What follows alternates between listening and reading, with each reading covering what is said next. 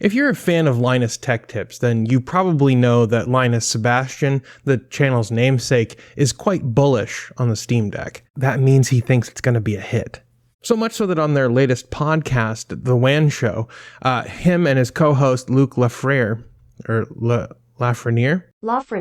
suggested a friendly competition between the two of them. They'll install Linux on an SSD on their primary gaming rig, and if one of them has to switch back to Windows to play a game, then they get a punishment. Now, the punishment at this point is undisclosed. One of the viewers of their podcast suggested that they have to shave their beard. John Wick, loser has to shave. Oh, no. We could make it a November thing. I'm not gonna lose. It's not gonna happen. But the fact is, I think this competition will end in a draw. I don't think either one will have to lose. Gaming on Linux is as strong as it's ever been.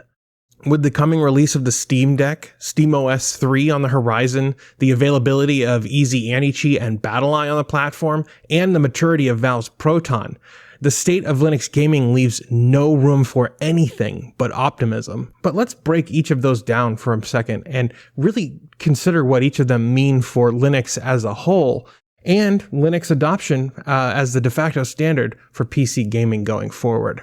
First, Proton.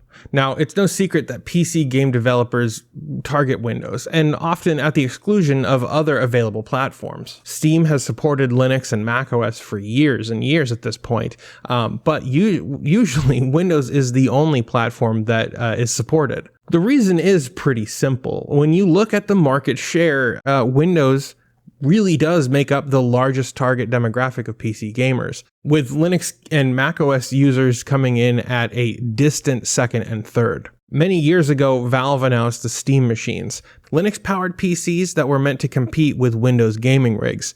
But at the time, there wasn't much support for Linux among game developers, and honestly, the software for game development on Linux and the graphics drivers just weren't there yet.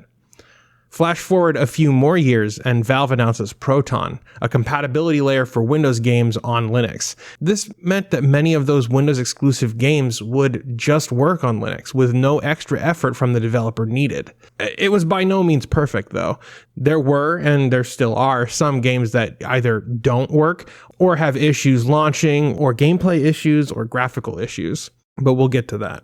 But the work that Valve has been doing over the last 5 years has really brought Proton into the fore. It's a capable target platform that at most requires only modest changes from the developer in order to get their Windows version running on Proton at launch. But still, Valve have had issues trying to get developers to support Proton as a first-class citizen. Enter the Steam Deck. See, the Steam Deck is going to be a hit. The tech pundits know it, the game developers know it, Valve knows it. The demand is there, as evidenced by the Nintendo Switch selling some 89 million units since launch. The Switch's hardware is rapidly aging at this point. Titles on the platform are constantly bumping up against its limitations, and there has been significant demand and expectations for an upgraded Pro version for at least the last few years. The fact that Valve swooped in with a purpose-built PC alternative with nearly 5 times the specs as the Nintendo Switch has left many to speculate that the deck will be the Switch Pro people have been yearning for. Now, it won't be a drop-in replacement. It's not compatible with Switch titles, obviously. And some people are going to say that the deck is not comparable to the Nintendo Switch. It's more in line with the GPD Win series or the Aya Neo. But the fact is, these handheld PCs won't be able to compete with the Steam Deck's user experience, and that can't be overstated. Sure, at some point you'll be able to install Steam and have the Steam Deck UI available, but the Steam Deck runs SteamOS, a PC operating system specifically designed for gaming. It's Linux with a custom touch and controller-oriented user interface running on top. SteamOS provides a minimal environment that is optimized for the demands of gaming, and with SteamOS 3, it's providing a kind of hardware and software integration that developers need to deliver highly performant games. Many developers have gotten their hands on the deck, and they're working to optimize their games for it.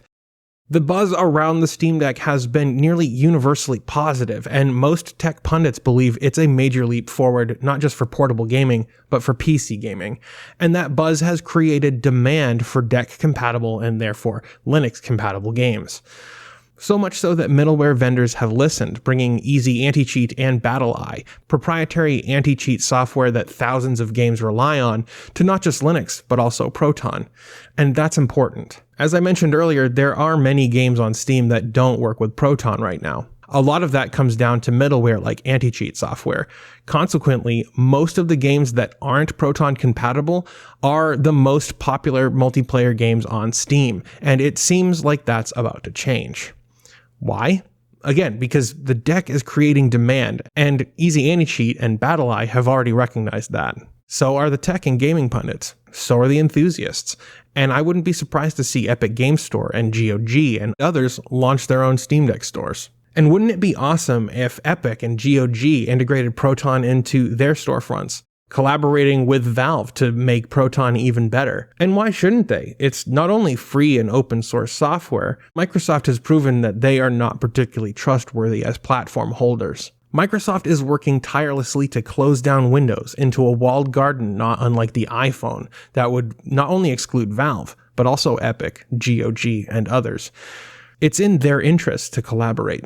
And for game developers and publishers, I think that's the appeal here. Nearly everyone understands that Windows can't be trusted. It's closed, it's antiquated, and Microsoft has pretty devious ambitions when it comes to Windows 11. So yeah, with the Steam Deck on the horizon, SteamOS and Proton, the availability of major anti-cheat middleware providers on the platform, I'd say the future of Linux gaming is exceptionally bright. This is why I'm already on the record saying that the Steam Deck is so important, because Linux is going to go from having an install base of literally dozens of us for gamers to having an install base of millions overnight. And all of a sudden, developers are going to want a piece of that pie, because if I'm a Steam Deck user, man, like I'm looking for something to play on it. Absolutely. Yeah. And if I'm a game developer, I am going to be all over making sure that my game is great on Steam Deck, because you know that Valve is going to be looking for reasons for people to buy Steam Deck. Well, I hope you enjoyed that video. Let me know down in the comments. I'd love to hear what you have to say. If you believe in the work that I'm doing, you can help support the show with a monthly contribution over on Patreon. There's a link in the description. I want to thank all of my YouTube members and my patrons for their continued support. It's because of you guys that I'm able to do this. And if you weren't around, I wouldn't be here. So thank you. That's going to do it for this video, though. Thank you very much for watching. I hope you all have a blessed day, and I'll see you in the next one.